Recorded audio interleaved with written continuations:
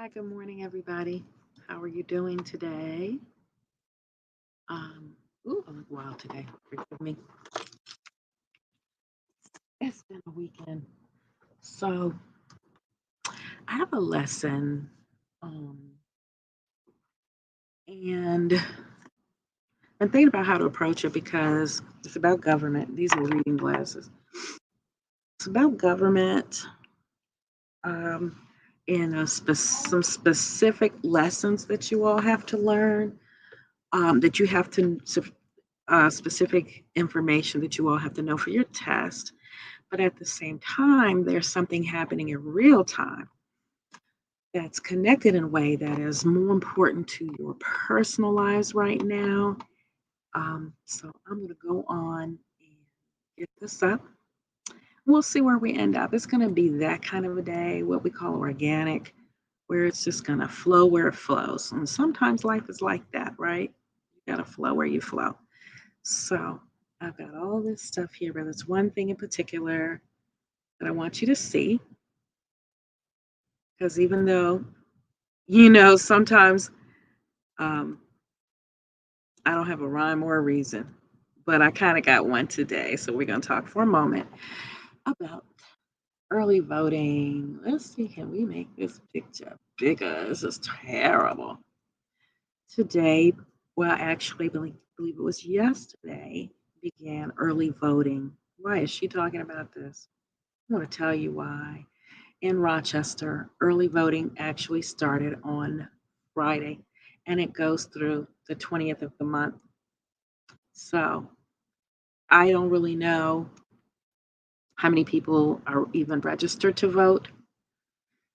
And if you are, you went out for the big election, I hope. But let me talk a little bit about early voting or talking about voting in local elections. This is where decisions are made that impact our daily lives. For instance, uh, the school budget, and how to plan and plans to improve our schools, local laws and programs to protect air, water, and the soil quality. And we know that we've had issues with air around us from all of the industrial plants, namely Kodak, I'm going to call it.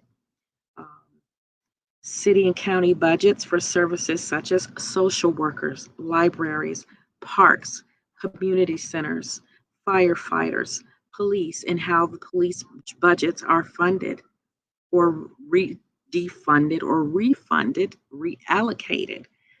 Programs for the elderly, programs for the children, hospitals, county and state judges. We have some that are not um, protecting our best interests, we're not feeling that we're getting fair justice, then you vote for these judges. Vote for the chief of police. Vote for local and state officials that draw districting maps where people can be fairly represented. Vote for state representatives who determine state laws and appoint numerous state officials. Depending on where you live, these people can be highly problematic uh, for women, people of color, LGBTQ, children. So you have to put people in office that represent your interests. And finally, our state representatives to the United States Senate and caucus. But I would say more importantly, these local elections affect our lives. In New York, one thing we can say about New York is that everyone can vote. You have a felony, you can vote in the state of New York. Um, so that is a blessing for us. So I've talked about that because I thought it was very important that we become involved in these elections. So now I think I can. Oh, I'm also going to show you something else. And this is a link which explains what we need to know now. I'm not going to turn on the article of the video, but what I wanted you to see as well were the early voting dates and times in, yeah, that's off. We don't need you right now. In Monroe County. So these are the dates from Saturday, June 12th through Sunday, June 20th. Where can I vote early? Well, David Gant, Boys and Girls Club, Sibley Square, Edgerton, Norton Village. Any of this sound familiar? Any of this sound like it's convenient to where you are? Town of Chilide, North Greece, Rondequoit Public Library. These are where we can vote. And then what are the issues? Guess what's very important that's on the ballot for us?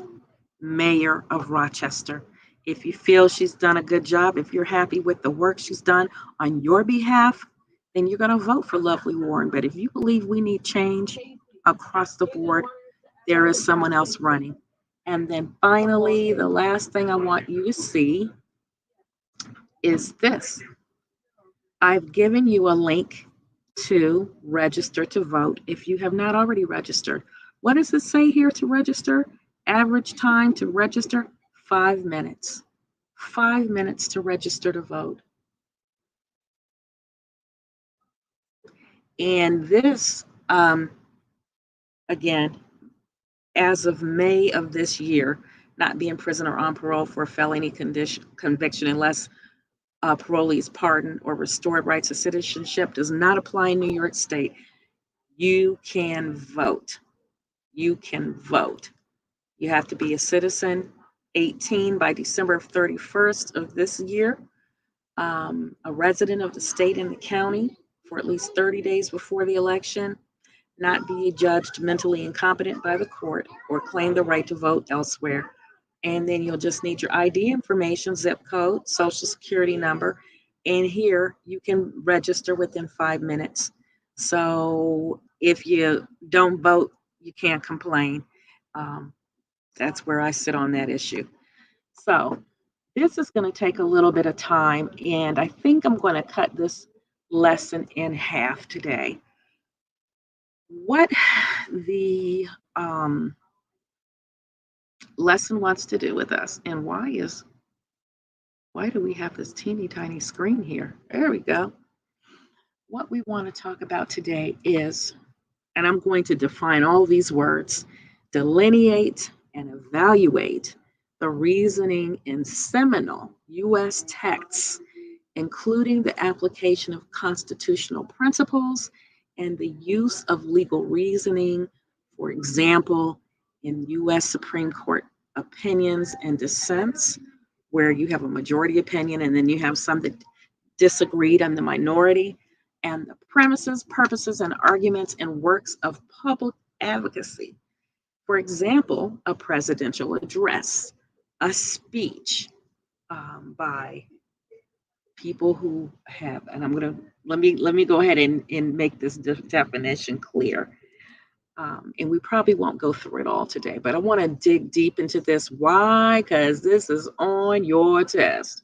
So when I tell you you need it, you need it, you need it, right? Okay. And so let's start here. We're going to explain the reasoning in a test, such as the use of constitutional principles or syllogism, what all these words, and evaluated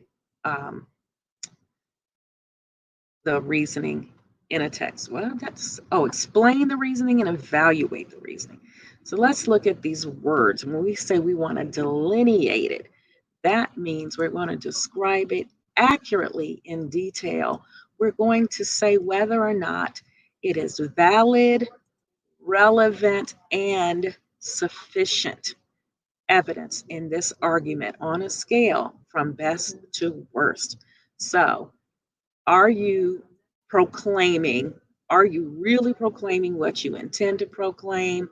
Or is this a weak argument that doesn't hold water? That's what we want to decide. That thing's just far too bright. It's too bright, isn't it? Okay. Then secondly, a premise is what?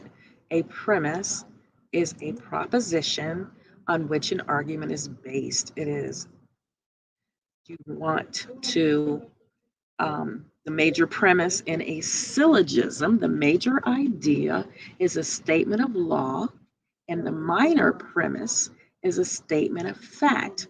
So the law is that you must stop when you're driving at a stop sign, okay? And then the minor premise is that mm, people don't always do what they're supposed to do. In fact, what really happens is maybe 75% of people stop at a stop sign. I don't know, 85, okay? So that's um, what a premise is. It's a statement of law, what the law actually says, all right? And then a seminal, this is important, U.S. text is a primary source, an original document of great historical significance to the democratic values of this country. A seminal text. So, and they're saying meaning what are the original statements of historical significance to the democracy of this country. And one they're saying is the Constitution. That's one example that they give. And then the other example is the Bill of Rights. Those are two, and there are more. Okay. We'll talk about some of them. So, what is a constitutional principle?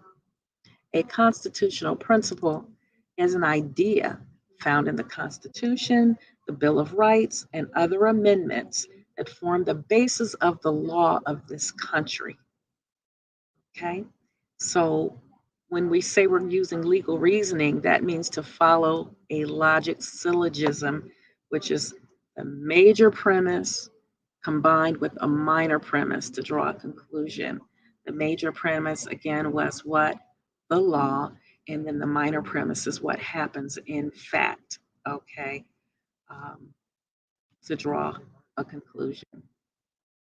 So I'm going to assume that if I make this law that most people will stop. And we're doing this for public safety. This is why we have stop signs. So most arguments in seminal or original text are built upon principles from the Constitution and its amendments and the legal reasoning in the form of a logic syllogism, where we have the major premise based on law and the minor premise based on what really is taking place. So when we analyze a seminal text, we're looking at the basis of the author's argument and how the author has structured his or her argument. Okay. So now let's take a closer look at some of the reasoning we are delineating. Okay. We are taking a close look at the reasoning used in a U.S. document of some of the most important constitutional principles, which we have 6, right? And these are where we have cooked it down to the essence of what the Constitution is about. 6 ideas, right? That number 1, the people give consent for their government. The power comes from the people. The government's power comes from the people.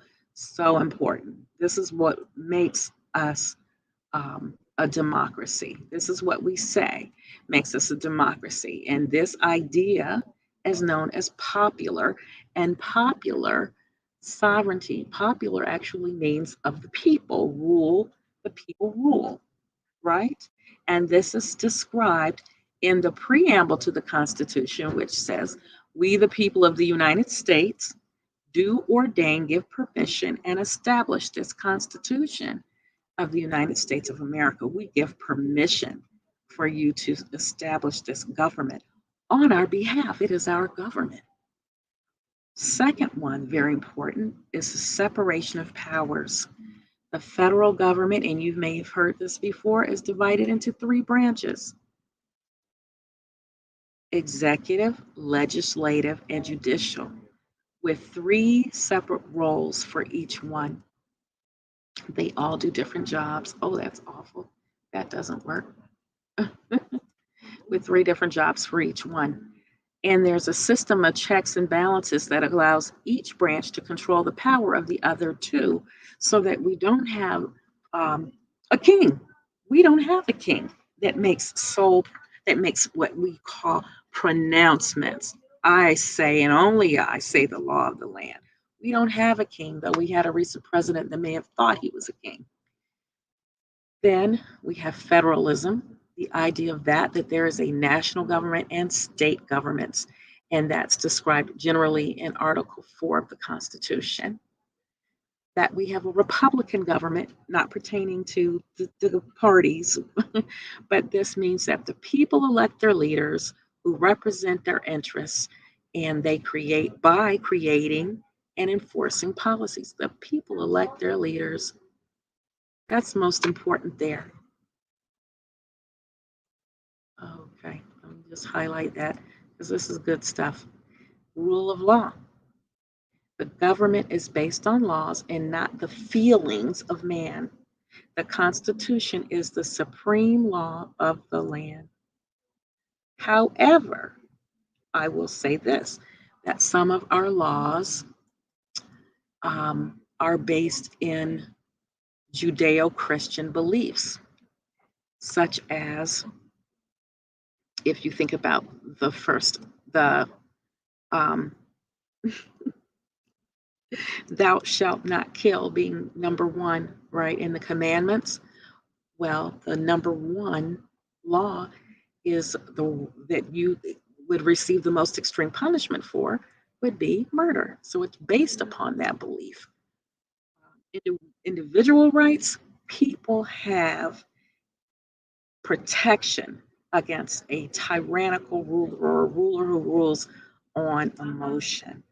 We came kind of close to having a tyrannical ruler. Uh, so these rights are all described. These are what you remember right here. Power comes from the people. The federal government is described into three branches, and you'll learn about as we go about what each of those branches do. There is national and state government, federalism, right?